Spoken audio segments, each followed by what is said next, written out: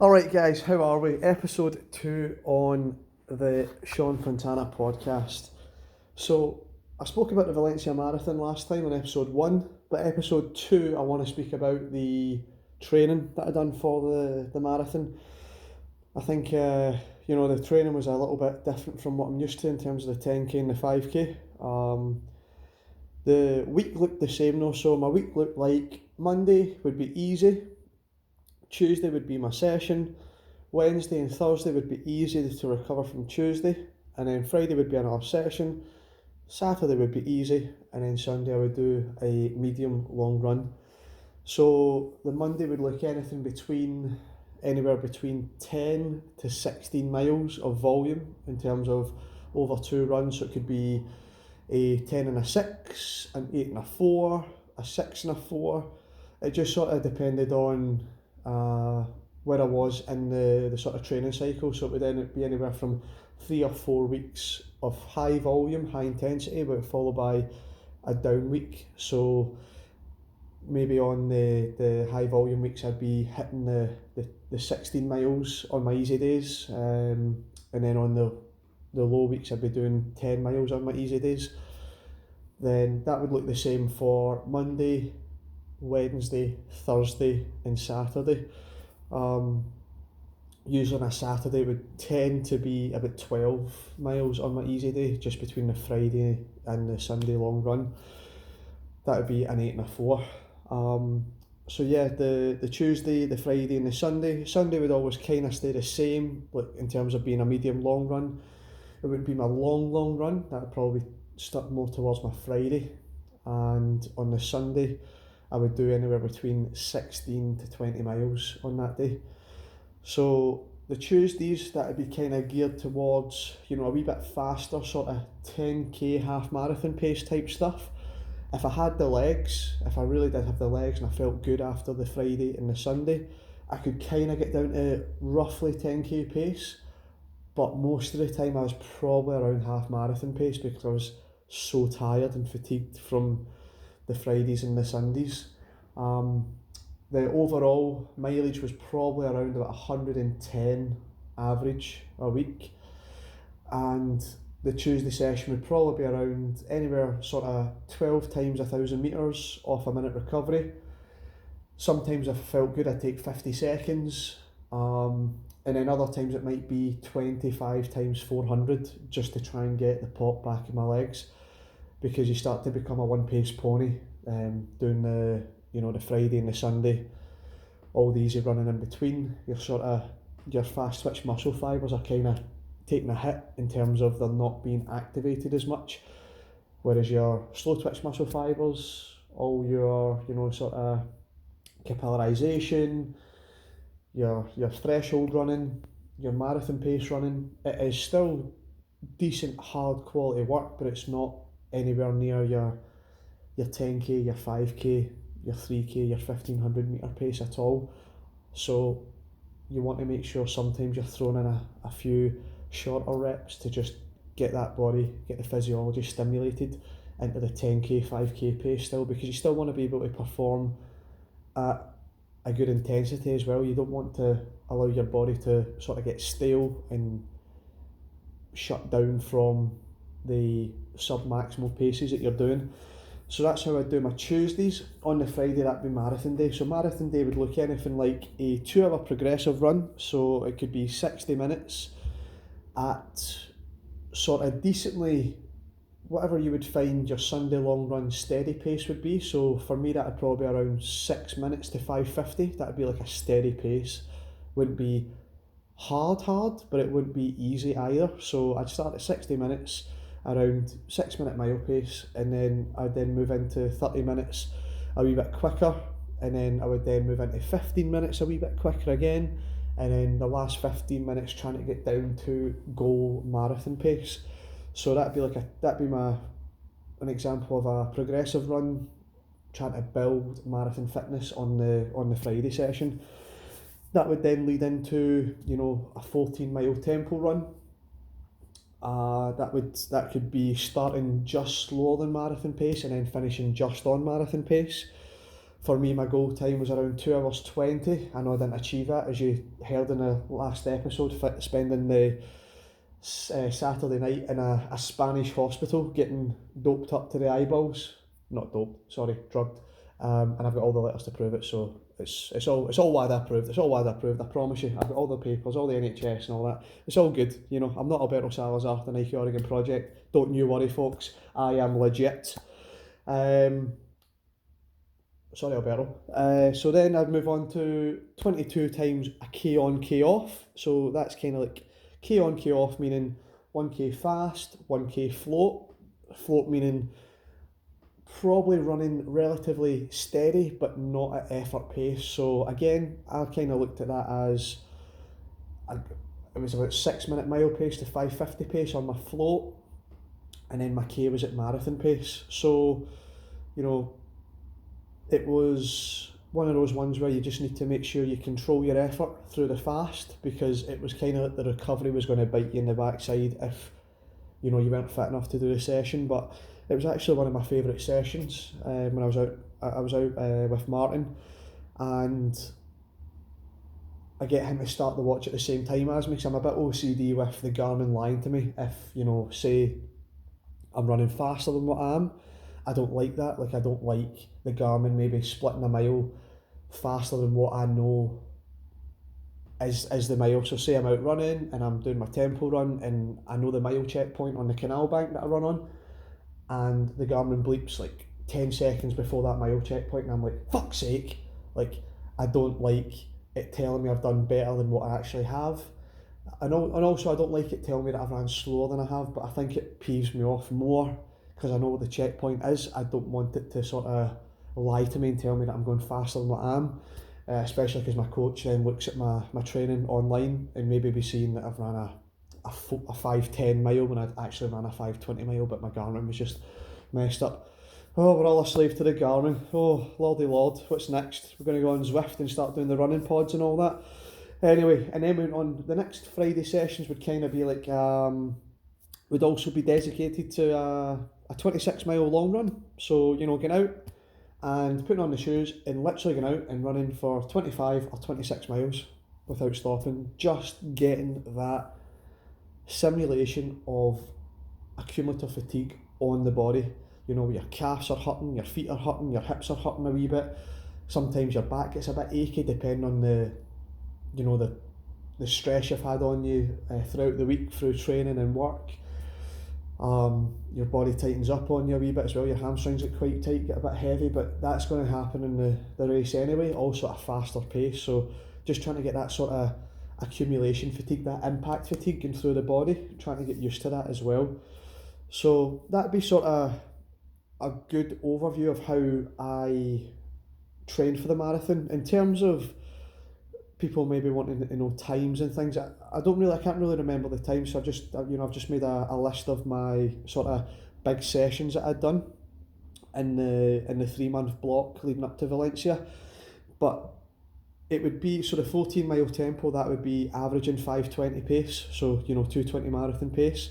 The 22 times a K on, K off would be 3:20 for the K, 3:40 for the float, so that's going from 6-minute mile pace down to 5:20 pace, and then sort of dabbling between those two. If I felt really good, I'd go faster.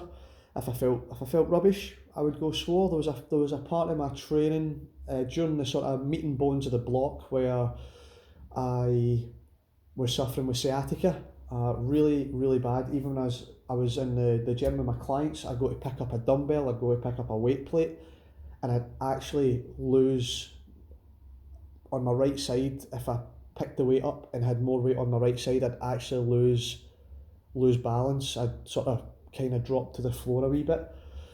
So it was quite bad, but I tried to keep manage it as best I could. I ran the Stirling 10k, the Scottish Road Championship 10k, and the Great Scottish Run half marathon with the sciatica, and it's almost, how I can describe how I was feeling was, sometimes the pain didn't get any worse throughout the week or throughout the day or throughout training, but it's like if you've had a headache for 3 months and it just doesn't go away, there's just days where you're mentally, you can take it and mentally you can't take it, just from the workload, life load, stress load. Sometimes you just wake up and it's still sitting at a 5 out of 10, so it's not any worse, but your mindset's just not where it needs to be able to keep fighting that 5 out of 10, that dull headache, that dull pain. Some days you just want to tell it to fuck off and go do one. But yeah, I took 4 days off in the marathon block, completely off rest. I think it was when my wife's mum and dad came over. They came up from Southampton, so they stayed over. So I mean, don't want to say like it was kind of like perfect timing. There's never a perfect time for an athlete who's crazy like me to take time off, but the more active my mind is, the less time I'm sitting sulking and, you know, dwelling on training and dwelling on how athletes are getting fitter than me and I'm getting worse. And that's sometimes, you know, that because I'm not talented, I don't think that I'm talented. I've never been told that. I've never been a good junior athlete. I've always had this mindset where I have to go hard, and if I go easy, then I'm allowing people to get further ahead than me. Sometimes that's a good mindset to be in, but again, like I said in the previous podcast, is sometimes it's a gift and a curse. I really sometimes do shoot myself in the foot when I really should have maybe recovered, but my insecurities of where other athletes are and where I'm not leads me to sometimes do things from an emotional standpoint instead of a logical standpoint. Maybe, I don't know if I had a training group up here and maybe I had, like, I don't know, just maybe a few more people around me telling me to do the right thing. Maybe I would do the right thing more often, but just now I've got no training group. My coach is down in Isle of Wight, so I'm left to my own devices. I'm very, very busy. I'm trying to build my business and make sure it's successful and make sure I'm caring for all the clients that are on the, you know, in the Fontana Fit personal training program. And, you know, sometimes I'm spending so much time taking care of other people that I forget to take care of myself. So, you know, that's life. Like, again, I'm only human. If you're listening to this and you think you need to be strong all the time because it makes you a strong person, well, technically, you know, sometimes it doesn't. Sometimes that front that people put on means maybe there's an underlying insecurity where they need to portray strength because really underneath sometimes they've got some securities that they don't know how to deal with. So yeah, like, you know, you might be sort of listening to this podcast thinking, wow, I can't believe, you know, you're running these paces for training, or, you know, you've got such a strong mindset. But at the same time, you've got to also understand that I'm a human being at the same time. You know, I get coughs and colds, I get injured, I get tired, I use coffee on a every hourly basis to keep the adrenaline, keep me focused, keep me switched on. So, you know, sometimes I'm portraying this healthy lifestyle, but at the same time, when you're trying to achieve top level performance, you're probably shot way past health and fitness. You're in another dimension where you're in exhaustion, fatigue, you know, stress is high, cortisol's high, you're dancing with the red line of burnout, and it's all fueled by adrenaline, medals, personal bests, coffee, you know. So I'm not perfect, so that's why sometimes I go and test my body, even though maybe it's telling me don't do this, don't do that. Sometimes the demons in my head make me become emotional instead of logical. So we all make mistakes. Like, I'm guessing there's people out there doing marathon training just now, or 10k training just now, 5k training, and they're tired and maybe got some symptoms that I've just described, but yet they go out and they'll train really hard and they'll test themselves or see if they are an exception to the rule. Some people may get away with it now and then don't get away with it later, and vice versa, but you never know unless you put yourself out there and, you know, put yourself through the ringer. One of my favourite quotes is, the only way to find the limits of the possible is to go into the impossible to find them. So, you know, many a times I go and test myself, even in days where maybe I shouldn't, but sometimes I come up good, and sometimes, that you don't win, you come up short.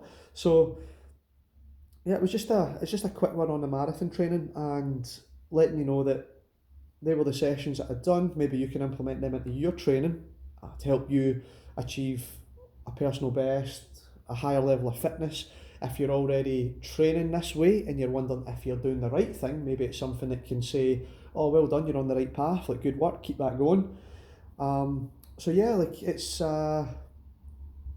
nothing too sciencey or you know but it was simple. It worked. I was in great shape. I was looking forward to Valencia. If I never got the bronchitis, whatever the Spanish docs diagnosed me as, maybe a crazy person, Psycho Sean. Maybe they put that in the paper and sent it to NHS. Probably get some antipsychotics coming through the post anytime soon.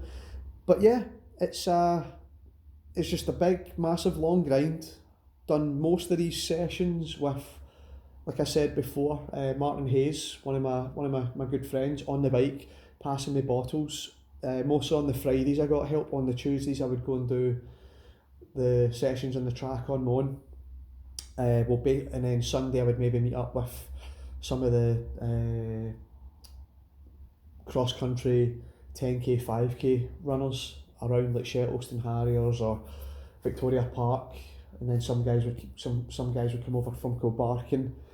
So sometimes we had a really good group on the Sunday for a long run, and most of the time Saturday, Monday, Tuesday, Wednesday, Thursday, mostly I would be completely on my own, just doing my own thing, getting it done. So if there's anybody out there that's sort of scratching their head wondering, can you do it on your own? Yeah, you can. Is it going to be hard? Yep, it is going to be hard. You've got to be really sort of you've got to self-motivate yourself. You've got to be self-disciplined, like I was speaking in the previous podcast as well. And going out there, and whether you feel good or bad, just knowing that in the marathon, most of the training, you don't feel good. I did not feel good a lot of days out of a lot of days in the marathon training. It was tough. It was tough. It was a different beast from the 10k and the 5k. I just feel that the 10k training, especially on my own, basically the environment I'm in, like on my own, coaching me from the phone and emails, nobody around at all.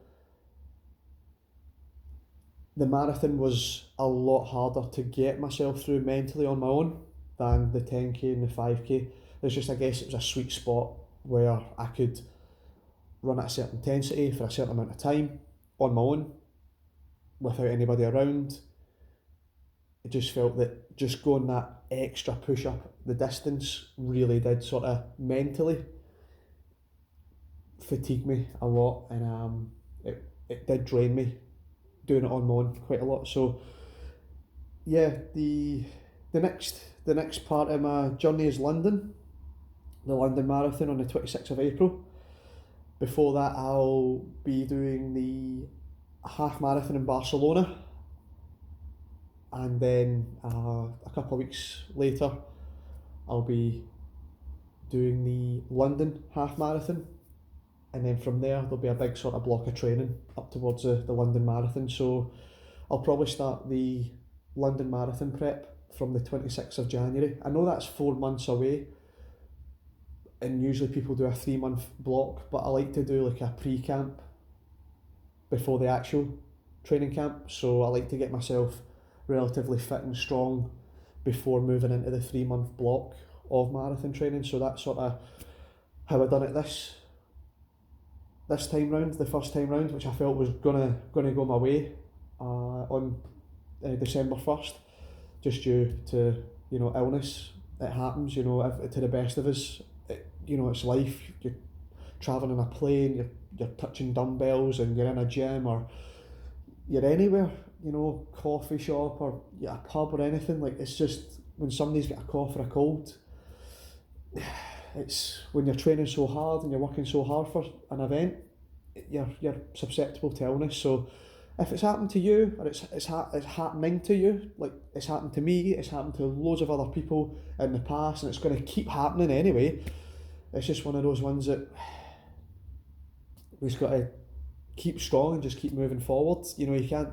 I've went through a little bit of a mini depression. I don't want to say like I'm not clinic, but just I went through a wee phase where I think somebody calls it the marathon blues, but I went through a phase where I literally could only go to work, get myself pumped for work and my clients, and then I would come home and I'd literally be like a zombie. I would sit in front of the TV, I'd be watching it, but I wouldn't be taking anything in. Everything was an effort. Everything was an effort. I would stay in bed 20 minutes, 30 minutes past my alarm clock. When usually as soon as my alarm goes, I take a wee sort of roll around, see if I need more sleep, but literally within 3 minutes, boom, I'm up and I'm ready to go. So I could tell something was up with me. I found it really hard to get out of bed. Now, 4 weeks? We're 4 weeks on now. We're 4 weeks, almost 4 weeks on. We're almost a month after the marathon, and it probably took me 3 weeks to let my brain, my mind, my body, my sort of mental toughness, my mindset to slowly come back. And it's slowly coming back, slowly but surely. I've taken a little knock again because as I tried to get back too quick, I've hurt my Achilles a little bit. It's nowhere near like sort of tendonitis or tendinopathy or anything, because as soon as I felt it sort of niggle a little bit, I took 5 days off completely, rested it, coming back really slowly, doing a couple of 4 mile runs here, doing a couple of 5 mile runs, doing a couple of 6 mile runs. So just slowly getting back to it, nice and easy, not trying to push it, because the last time I had this injury I was on and off running for about 3-4 months, and that broke my heart for a long time. You know, so like I fundamentally love running. I love to go out, put my shoes on and run. I don't like cycling, I don't like swimming, I don't like lifting weights, but I will do it because I know that it's to get me better for what I love to do. So I've been cycling a wee bit, I've been running a wee bit, and you know, just trying to keep the weight off, you know, after Christmas and New Year and things like that. It's a heavy time on the calories, so I'm working off that stuffing, and yeah, it's hopefully 2020 is a good year, and I just need to be sensible. I just need to make sure I keep listening to the logical side instead of the emotional side, because the emotional side, you know, 8 times out of 10 usually leads you down the wrong path. Alright, so if you get any questions on how the training that I've done, you know, if you want me to send you the sessions or whatever, you know, I'm an open book. Like, I don't really care who knows what I've done or didn't do or the times or whatever, hence why I put everything up on Strava, to let people see the hard work it takes to get into a shape, the shape that I wanted to run on December the 1st. But again, I'm going to do the exact same again for London, so if you want to go on there, follow my journey, by all means do so, follow the training, see the work that I'm doing. If you want to replicate it, I don't mind. But again, this is also, remember, this is also coming from somebody who's working full time, working 40 hours a week. I'm not a professional athlete, so sometimes the sessions are maybe not going to be so good as some person who's running for Great Britain or Portugal or Spain or whatever. You know, like, these guys get more time to rest and recover. They've got maybe more resources at their fingertips. I'm just doing the best with the situation that I'm in and doing the best with what I've got when I've got it. And that's what I can say to you guys, who I guess most of the people that are going to be listening to this are going to be working professionals that are trying to fit in running with their day job. And if I can help you guys stay motivated and disciplined towards your goals, and I'm on to a winner here. All right, so thank you for listening, and the episode 3 should hopefully be up soon when I've got time. See ya.